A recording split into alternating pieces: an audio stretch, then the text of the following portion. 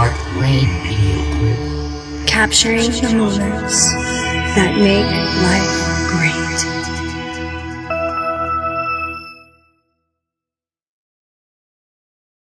Let's go, girls. It's about growing personally and professionally. What's the one thing that really drives you, that really drives your passion? It's about climbing the ladder or opening a new door. Too many people give up too early on their dream. It's about enjoying your professional journey. I enjoy what I do. It's about keeping things real. So the interview is an interviewing the interviewer. I like this. It's all about you. But I knew that there was something else I wanted to do with my life. I knew I wanted to help people. This is Up or Out with Connie Fife. You love your voice. You need to be on radio. And now, your host, Connie Fife. Hello, this is Connie Fife, your Unstoppable Diva, and you're listening to Up or Out with Connie. I'm so excited to have so many wonderful listeners out there. We are reaching 2 million listeners, and that's on iHeartRadio, iTunes, Stitcher, Sirius XM, the C-Suite Network, and over 900 stations around the globe. We are just, we're booming at the seams, and it's all because of you, all because of our listeners, and everything that you give us. And I just want to thank you for that, because without you, we wouldn't be here. And remember to always send in and give me your feedback. Let me know if there's different themes, different contents, different topics that you want to hear about. Just shoot me a note and say, hey, Connie, I want to know if I should wear short hair or long hair in the boardroom. And we could cover that. That's okay. But let us know. Let us hear from you, because when we hear from you, we will respond. Not to worry, we got you covered.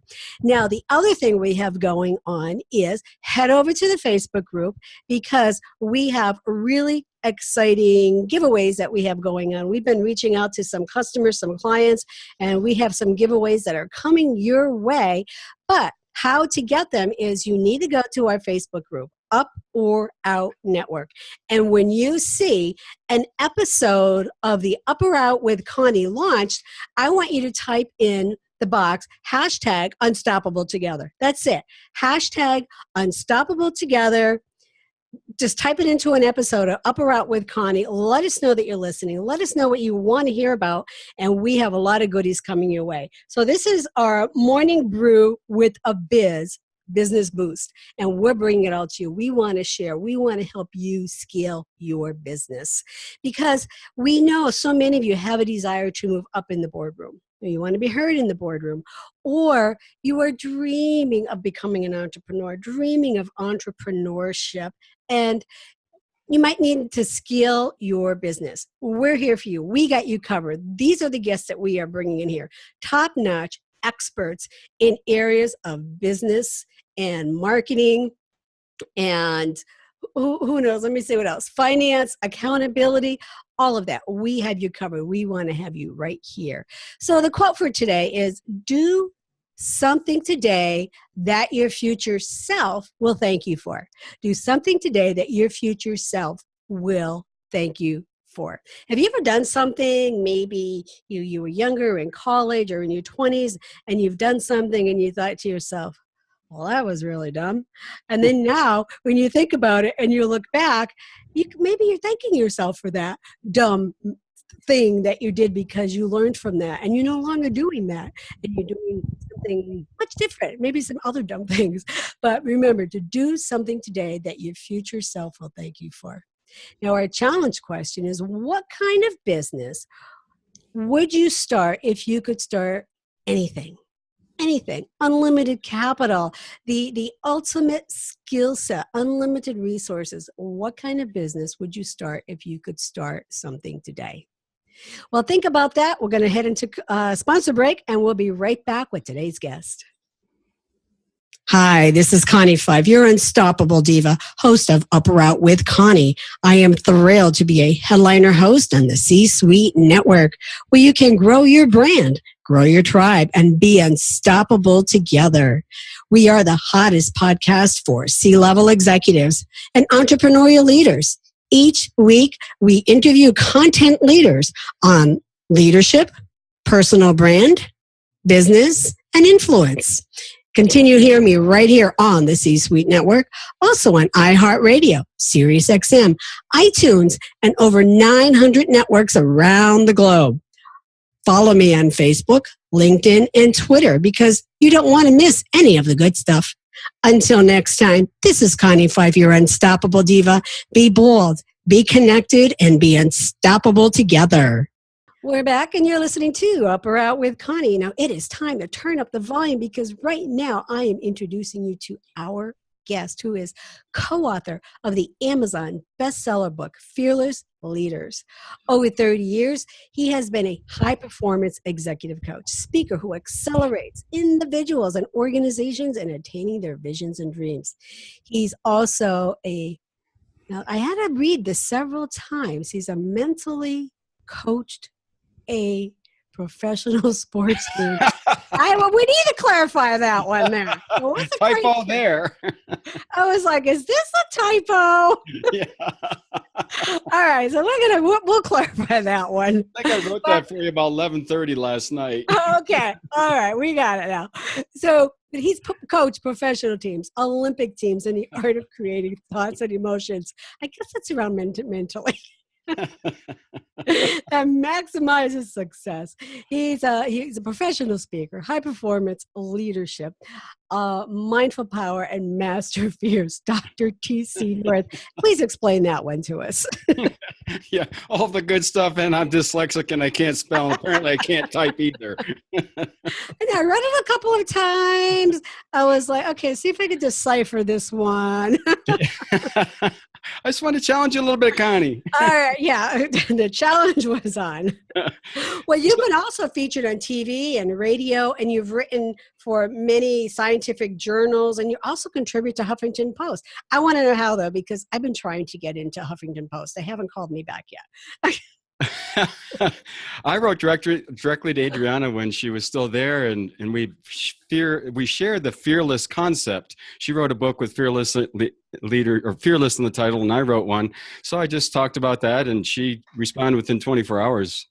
Okay, I have sent her a message, but yes, she is focused on Thrive now. She's so no longer there though, so it's a different process. Right. Yeah. Definitely a different process, but I'll keep trying. Yeah. Never give up.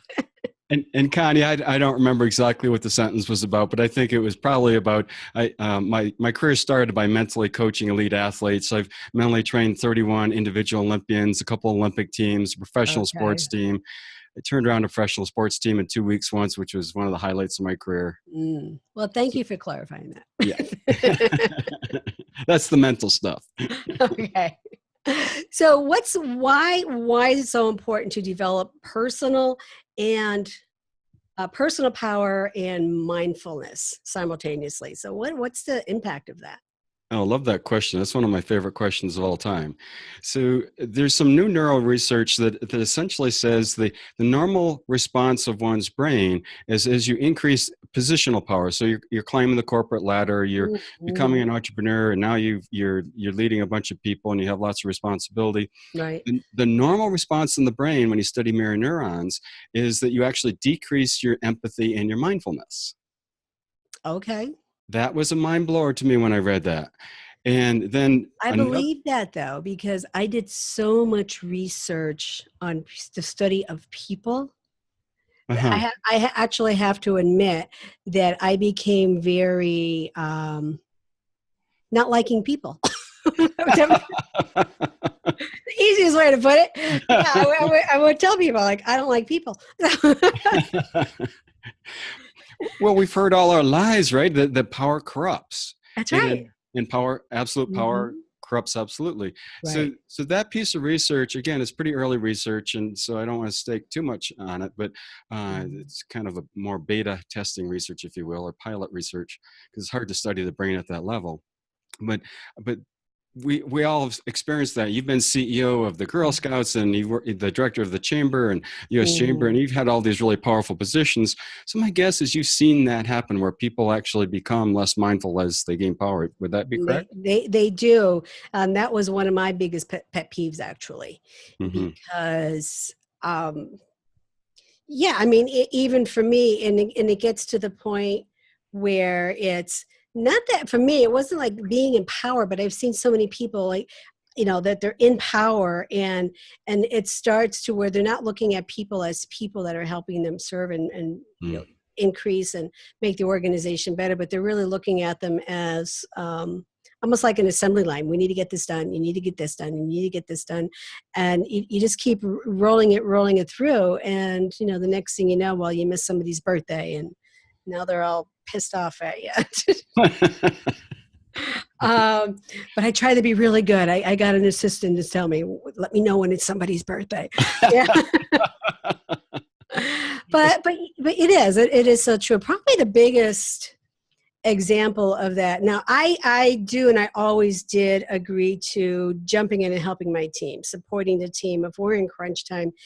And I was at the U.S. Chamber, and now again, I'm director of the chamber, and we were going on this 5-day trip across the U.S., like 10 states in 5 days, like on the plane, off the plane, ask for money, back on the plane.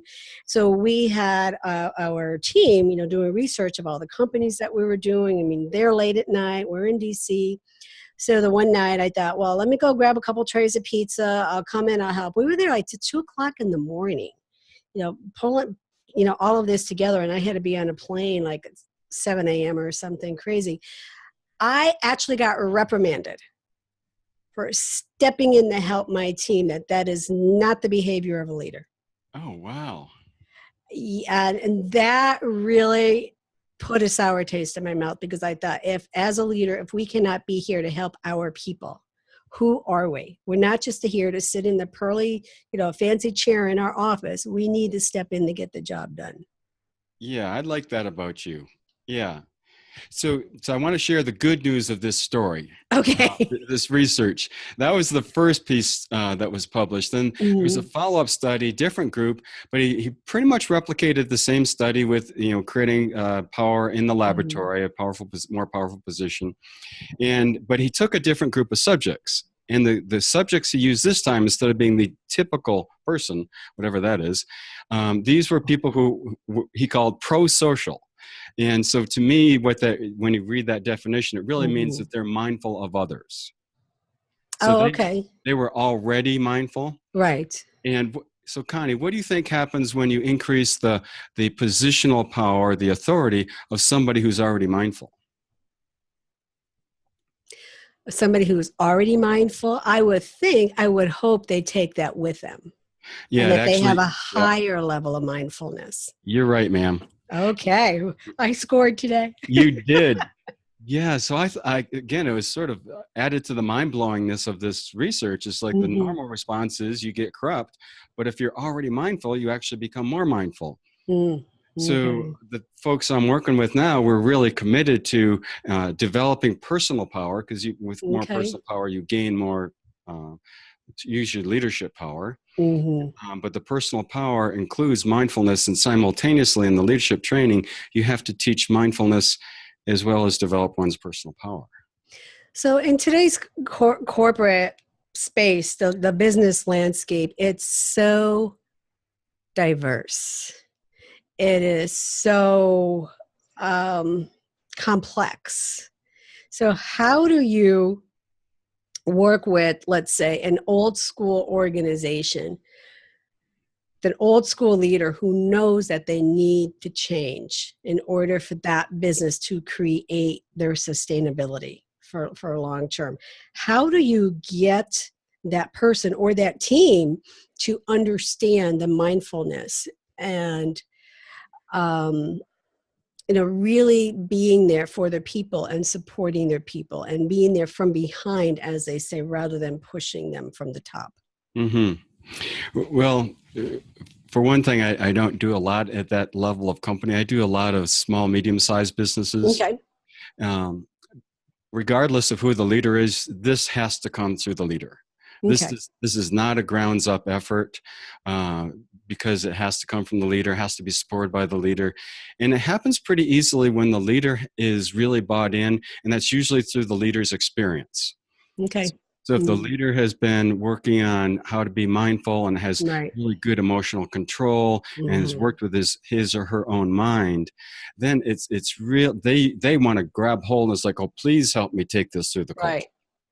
Yeah. Yeah. And you answer the question because it's really the small to mid-size, I think, that are, to me and from my experience, they are more open and mindful that changes do need to happen in order to stay sustainable. I do some work, in large corporations, but I've really been pulling it back because I'll be honest with you, I have a frustration point, and I also have a breaking point.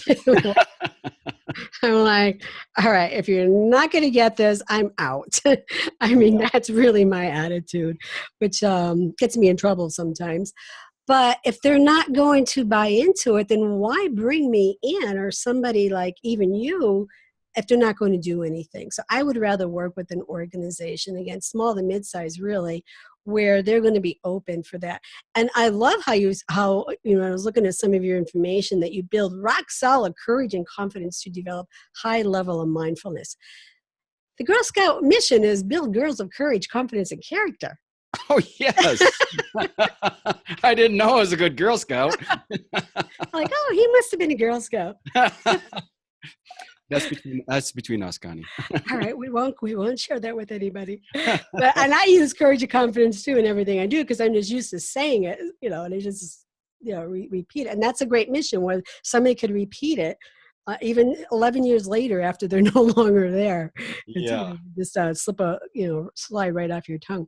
So then for this, neuropsychology and this research, and that normal response in the brain, and so what is it that would capture a small to mid-sized organization to say, hey, we really need to take a look at this. We need to maybe shift our thinking and turn this around.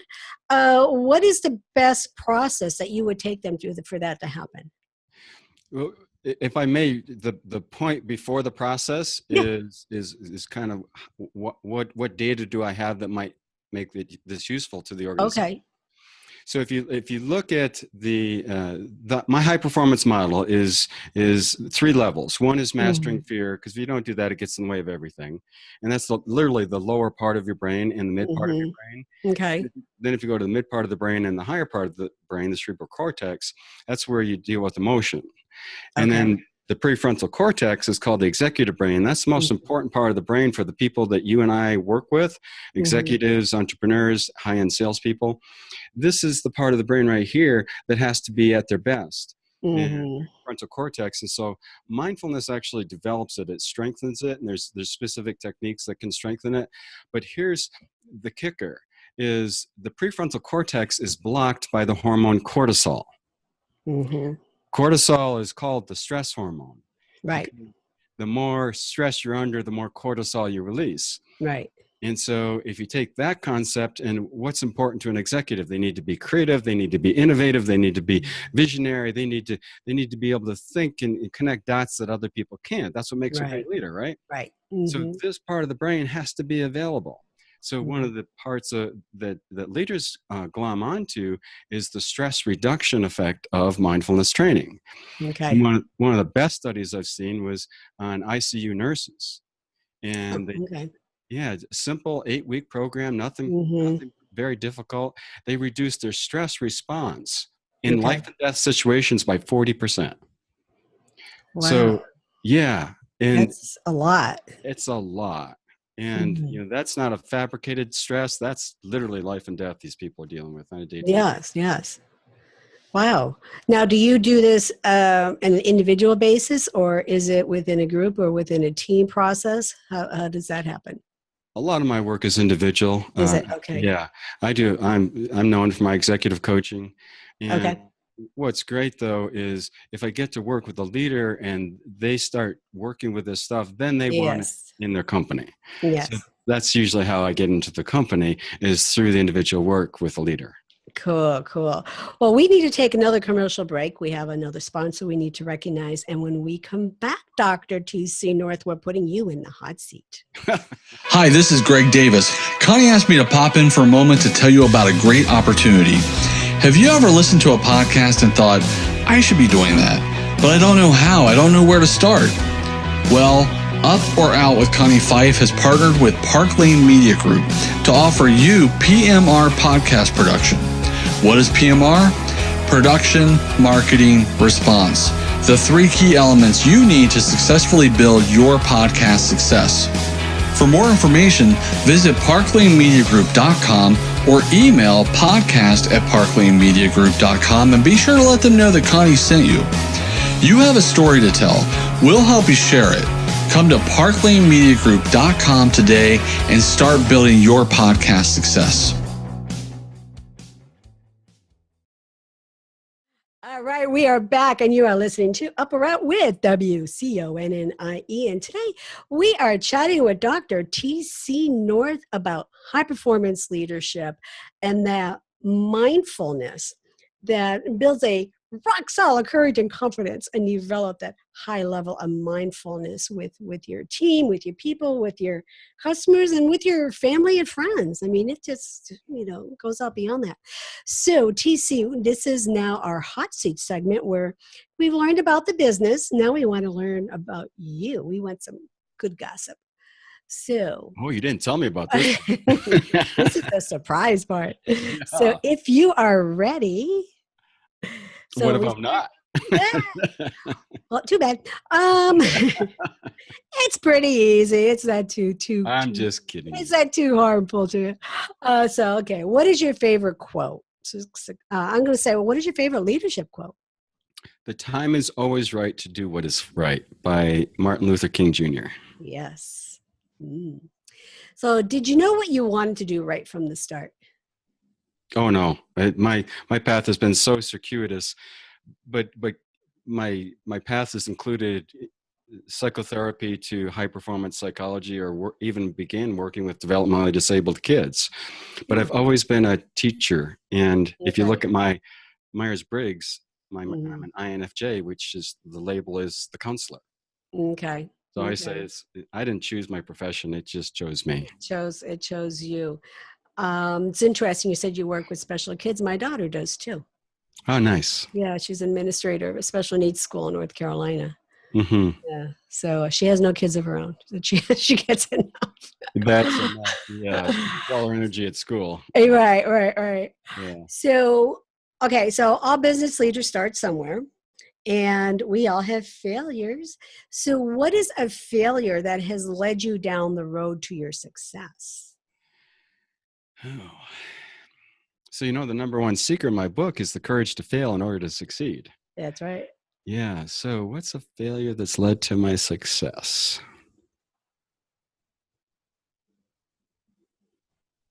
Yeah. All right, here's one. So being an introvert, learning to speak took a lot of work for me. And I did a lot of training to become a speaker. And I think you're probably more natural, and you've been doing it successfully a long time. But I remember early in my career, I had some early success. I was in wellness. It was back in the early 80s. Okay. And I was teaching about exercise and diet and stress, and people were loving it because it was all brand new stuff. And I was having fun with it. And then I heard a humorist one night. And so my next presentation, which was to about 100 police women, okay, I decided to be a humorist. Didn't go over too well, as you say. It was a 90-minute presentation. There was no planned break. At 45 minutes, I gave them a break just so everybody who really wanted to leave could. And like half the people did. Oh, yeah. I've had a few of those, though. Yeah. I actually ended up going to improv. Oh, nice. I do improv, and I do acting classes. Oh, excellent. That has helped me tremendously, because I used to be an introvert, and you would never know that today. It has changed. That has flipped. I definitely flipped that one. Uh-huh. So, okay. So that would lead you down to the success of keep going, not stopping. Well, the success was learn to be yourself. Right. Learn to be yourself. Yeah. Exactly. And I did learn how to tell stories, and I've learned, I've Mhm. studied speaking, so hopefully I'm a much better speaker. But it's from the heart, it's authentic. I am who I am, Right. Right. and I'm actually kind of more of who I am when I'm on stage, because I'm not so introverted. I just really kind of let it out. Let yourself out there. That that Yeah. is that is so awesome. And a lot of speakers need to hear that, especially, I mean, some people come right out of the gate, they're very natural. But there are some who do not. And I was one of those who did not. Mm. And I always had it in me. But as a child, again, because a lot of what you've talked about, I talk about as well in my training. And I talk about our DNA, the environment we were raised in, or something that had happened in our life. Well, my childhood formed me to become an introvert. Mm. So when I found my voice, it was there, and it's out there now. It's definitely out there now. Yeah. But that's part of that too, that triad of what creates who we are. Yeah. So, and that's what happened. That's definitely what happened to me. And again, my failure was not speaking. And then when I finally did, that really led me to my success of what I do today. So what would you call call your aha moment, that moment you said, I got this. This is exactly what I'm doing. So it kind of different part of the path, the coaching career and the counseling path. Mm-hmm. I remember I was sitting at a light, and the cross. It was 30th Street in Valmont in Boulder, Colorado, which is where I was living, and Mm-hmm. I live just outside of Boulder now. And I was in the left-hand turn lane, and I don't know what happened, but all of a sudden I realized I'm okay enough to be a therapist. And it's like I had to Wow. heal myself enough. And it was Yes. just like somebody was speaking to me. It's like, you're okay enough to be a therapist. And I hung out my shingle, and I had a great practice right from the start. Well, I just want you to know, I just had a layer of tingling and goosebumps go right through me. So it's true. I don't know why that just happened. It just happened. Oh, So neat. yeah, so that red light, and it's true. Everybody go to that red light at the corner of in Boulder, Colorado. I've been And, through it hundreds of times since. Nothing. It was a no, one-time deal. It's a one. oh, okay. But if you want to try to find your calling, go to them. Yeah. So what words of wisdom would you give to someone, maybe, starting out, or they're in a career, because they say we change careers. The average person changes careers 7 times. Yeah. It's not like it used to be. One time you got the gold watch and that was that. But so what would you say to someone that's trying to figure out, besides go to that red light in Boulder, Colorado, what should they do to get really clarity, find that courage, find that confidence to pursue their path? I often take, and then again, you ask good questions. I read that you're a great listener, but you're also a great questioner. And yeah, I guess that's why you do so well on your podcast. Yeah. Yeah. So there's an internal process that I think is important, and there's an Okay. external process, and too many people do one or the other. Okay. The internal process is, what are your passions? Just simply, what are all your passions? And you write them all out, you get them all out, you record them somewhere. And then what are your competencies? And what could be an easy competency, not to go back to school for 4 or 6 or 8 years maybe, but maybe do some workshops, do some reading, do some training to develop and really understand all of what you already have in terms of your passions and your competencies. Yes. That's the internal part. And then you go external and you look, okay, so what does the market say with all those things? What does the market say I want and I will buy and I'm interested? And there's people out there go, yeah, I want that. And one of my favorite lines, and I wish I could credit this person. It was an NSA person in Colorado. He was on stage, but I've forgotten who it was exactly. Talking about passion and how everybody's like, at Boulder, we're famous for this. Just pursue your passion, man. And he goes, I believe in that, but nobody's offered to pay me for drinking margaritas on the beach yet. That's a good way to put it. Isn't that a great way to put it? That's certainly a good way to put it. So that's why the market's important. And then the other piece is then once you do the whole market, so what part of the market would pay the best for something that fits the internal pieces? And by the way, I was one of those that went back to school after Girl Scouts left me. And because I didn't have my master's degree. And one of the comments made to me was they hired someone with a PhD and I didn't have that high of an education. Okay. I'll fix you. I went back to school and not only did I get a master's degree, I got a double master's degree. I was like, I fix them. I got a lot of debt. Are you one of those overachiever types? Well, you think? Possibly, Connie. Possibly. But that was a lesson, though, for me after I got all of that. And then I started reapplying to positions to be CEO of associations, even COO of associations. I'd get down to a final candidate. The COO told me I was overqualified. The others, I didn't get hired. And so I thought, well, fine, I'll just start my own business. So, call it a failure, call it what you will. But I turned around after that. I thought, you know what? It gave me a gift to take inventory of the skills that I had to offer. I was able then to turn that around, not just to help people in business, but it's really just like you. It's all about high performance. It's about the individual. And then when the individual succeeds, the company will succeed. Yeah. And the high performance model I work with is easily applicable to both individuals and companies. And for the companies too. So how could people find out more about you? Easy way is the website, tcnorth.com, North. tcnorth.com. Yes. Okay. Well, I want to thank you for being here. You've been awesome. I love chatting with you. I love to have you back again. There's so much more that we could just talk about because we're talking the same language. And oh, yeah. I'm all in on that anytime, Connie. Especially, like I said, I went deep into research about people and behaviors. And so, start talking about the amygdala, the left brain, right brain. I get weird about all that stuff. You're one of those neuroscience geeks too. Yes, I am a neuroscience geek. I like it. I really do get into it. So again, thank you for being here, Dr. T.C. North, an author, speaker, podcaster, just an extraordinarily gentleman of a man. And I want to thank you for being here today. Absolutely my honor, Connie. Thank you.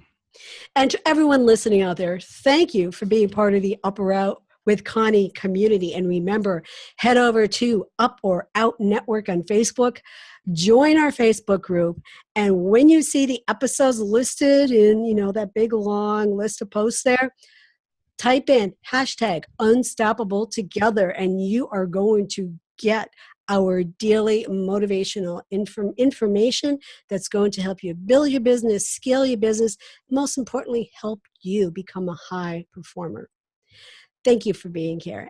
And if you can also subscribe to our iTunes page, our Facebook, Twitter, and LinkedIn, because that's going to keep us going. That's going to keep us growing. And we want to definitely, I'm saying we're close to 2 million, but we want to hit that 2 million by the end of this year. And you can help us get there. And be sure to share us with your friends as well so they're listening too. So Up or Out, it's your choice.